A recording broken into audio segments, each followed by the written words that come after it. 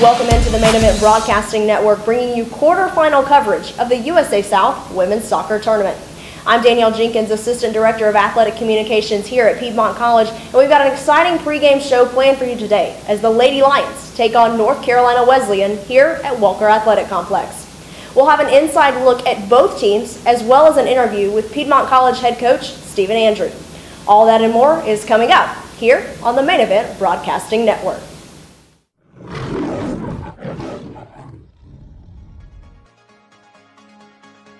I absolutely love Piedmont from start to finish. Coach Zeke was awesome, Liz, and all my coaches that I had in actually tennis and golf. So awesome. I really loved it. I would recommend it to anybody that is looking for a small school feel and to have professors that really care about you and coaches that really take you on more than just a player but as your mentee. Yeah. So I really loved it and I miss it.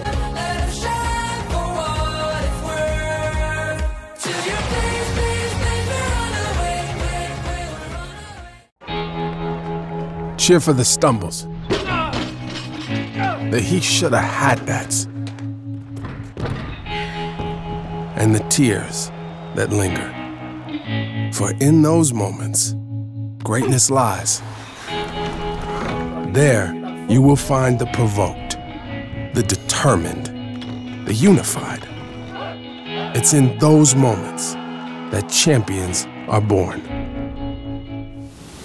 Back here on the Main Event Broadcasting Network, joining me now is Timmy McCormack, Director of Athletic Communications and Assistant Women's Soccer Coach here at Piedmont College. So giving us a little bit of inside knowledge on this game, and we've got a good one coming up here for this USA South quarterfinal.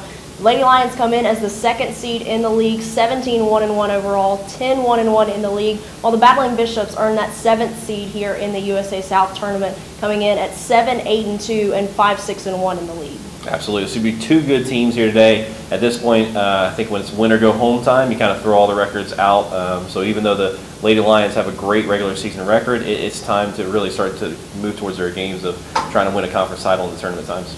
And with you having an inside knowledge of the Lady Lions, we're going to be questioning you a little bit about them first. We've got lots of key pieces there at the top for the Lady Lions, and that's certainly been the key story this season, including several key players for them, but especially Cassie Rich. Absolutely. That's the one they kind of always point to first and foremost, and it's tough to not point to her first when she has so many goals on the season. 19 goals, 12 assists as well. She really is the engine that keeps them moving up top in the offensive attack, and all those numbers lead the USA South as well, and she's doing it as just a freshman.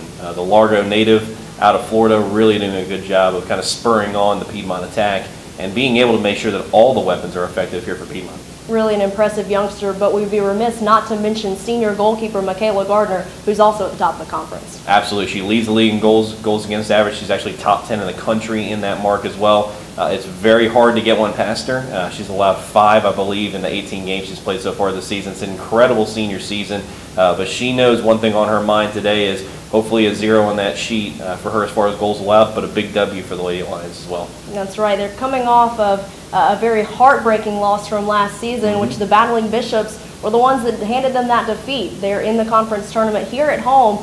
They're looking to do that again, come in and play the role of spoiler, but they've got a lot of senior leadership that the Lady Lions are going to have to look out for. Yeah, absolutely, and it starts really for me, the key for them is Vanessa Batchelor in goal. She's been the senior for them that's kind of held down what exactly they're trying to do on the defensive end. They're very organized defensively. They're so tough to break down. Coach Beverly does a great job of really getting her team organized and ready to play, and they are just so tough to beat, and they are one of the teams that can go on the road and get a win against anybody. Or as we saw in last year's case, a scoreless tie and then a PK win for them. So they'll be willing to do whatever they need to move on and get to the semifinal round for the second year in a row. And it would be the first time they've done that back-to-back in a little bit more than a decade. Well, we're certainly looking forward to seeing how this one plays out. When we get back, Timmy is actually going to sit down with head coach of the Piedmont College women's soccer team, Stephen Andrew, to get an inside look from his perspective. That's coming up here on the Main Event Broadcasting Network.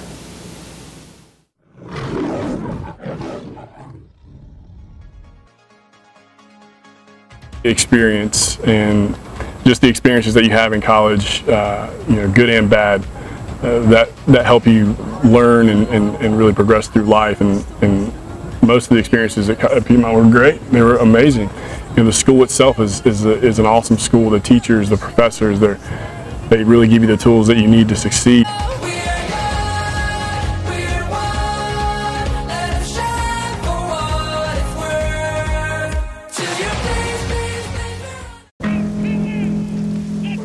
Celebrate the soggy shoes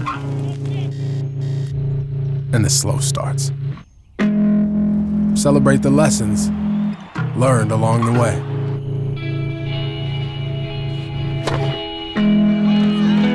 These are the wins. Not the shiny nail-biting kind. These are the last a lifetime kind.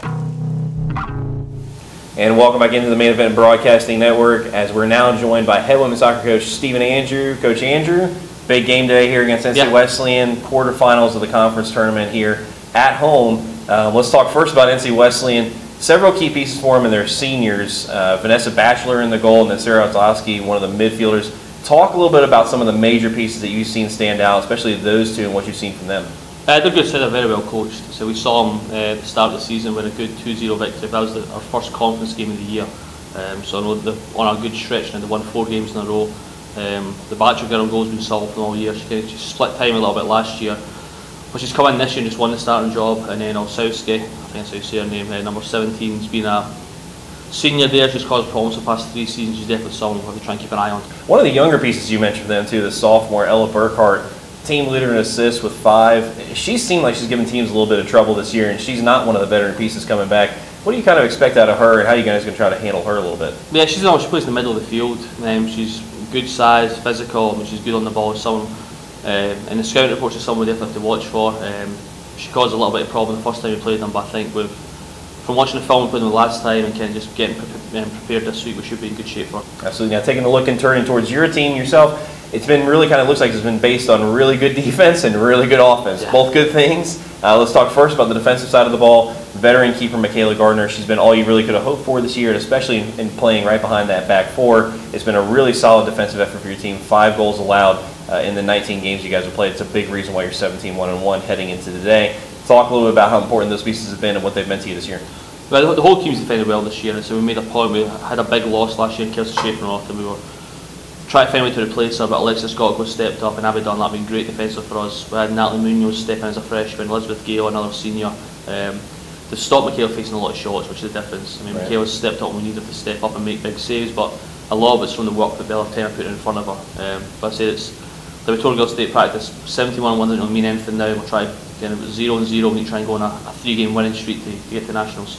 Going through the midfield, moving up top, it seems like the catalyst in midfield really for you offensively especially has been Tori Gillette. A really good surprise for her coming back. She had a great freshman year, but she has been unbelievably dynamic as a sophomore for you. Yeah, she's been very good.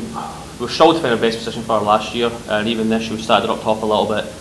She's kind of stepped into her own attacking mid for us. She's very dynamic on the ball, very composed, sometimes too composed for my liking. But I mean, she stepped up the past few weeks. She had a really good weekend last week at Greensboro and Ferrum, so we're hoping to try and keep everyone healthy and then push on for a win in the first round.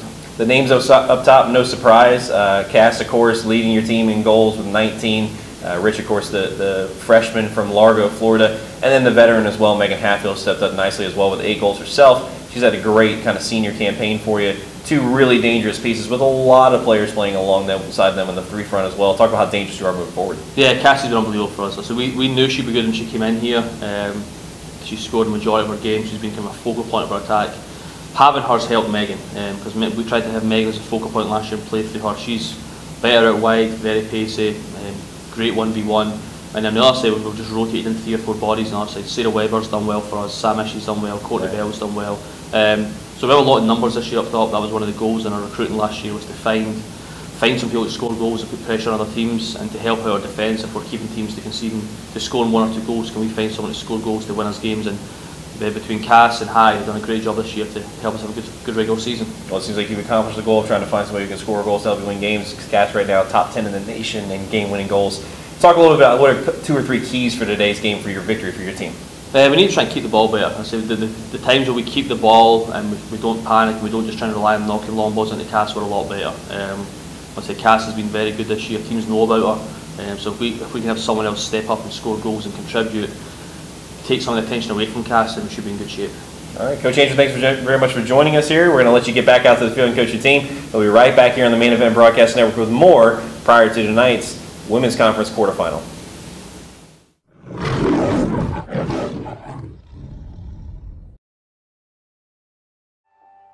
So my family has always been supportive. I mean, my dad loves that I play college soccer, and my grandpa, they're my biggest fans.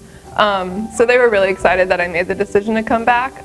Coming back, it really influenced me more academically. Obviously, I love that I'm playing soccer, but I think the smaller classrooms and the teachers and the attention you get from Piedmont was a much better suited for me than the big school.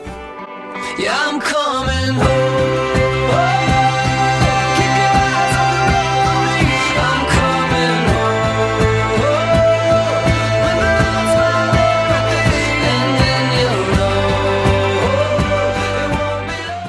Welcome back in here on the Main Event Broadcasting Network as we bring you our pregame show, getting ready for this quarterfinal of the USA South Conference Tournament. Before we get into the game's action, we are just minutes away from the start of this one. Let's take a closer look at this Lady Lions offensive attack.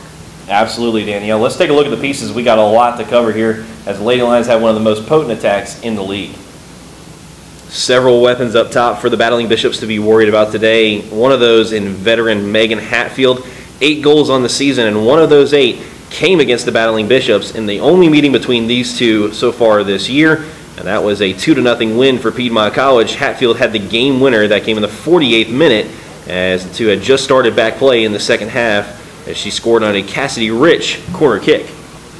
And Rich, of course, one for the Battling Bishops defense to worry about as well. She leads the Lady Lions with her 19 goals and 12 assists on the year. Her 50 points overall are also a conference best, as well as she is right now 3rd in the country in game-winning goals with 8 of those to her credit.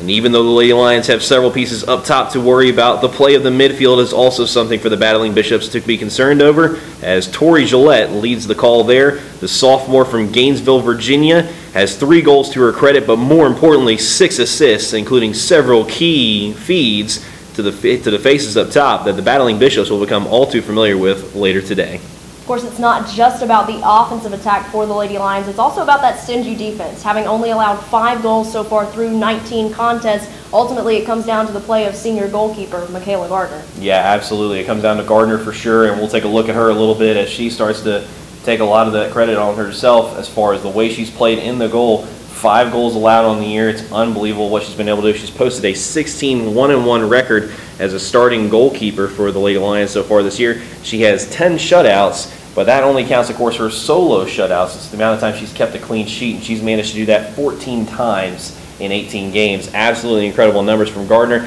but it's also the play of the defense as well, and that, of course, I think is keyed by the junior and Marissa Aiken. She is absolutely the personality of that defense, along with veterans like Emily Corson, some of the outside backs that play so well for the Lady Lions. It really has been a team collective effort, and it's been wonderful to see them so far on how well they've been able to play defensively. All right, well, Tim, we certainly appreciate your time here, giving us an inside look. We'll let you go ahead and get down to the field so you can get things taken care of down there. We appreciate you joining us here for this pregame show. Now it's time to toss it down to the booth to our man, Chris Keller, who will be calling the game. Chris?